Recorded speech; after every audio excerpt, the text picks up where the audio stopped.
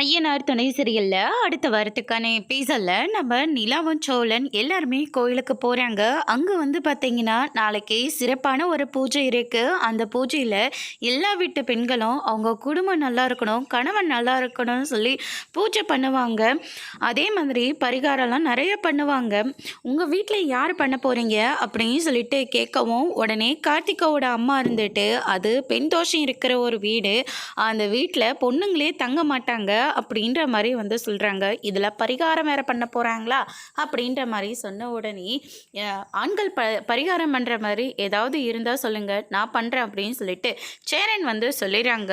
என்னத்தா இப்படி பேசுகிற, தோ சோழனோட பொண்டாட்டி இருக்காங்கள அப்படின்ற மாதிரி வந்து சொல்லிடுறாங்க.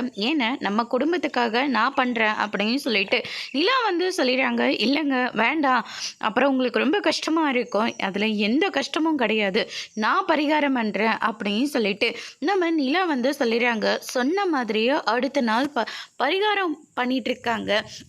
கையில் பூச்செண்டி ஏந்திக்கிட்டு முட்டி போட்டு நடக்கணும் அப்படின்ற மாதிரி வந்து சொல்லிடுறாங்க.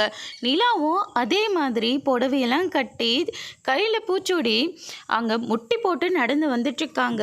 சேரன் சோழன் எல்லாம் பார்த்த உடனே ரொம்பவே ஃபீல் பண்ணிட்டு இருக்காங்க. இது ரொம்ப கஷ்டமான பரிகாரம்ப்பா, இதெல்லாம் வேண்டாம் அப்படின்ற மாதிரி வந்து சொல்கிறாங்க.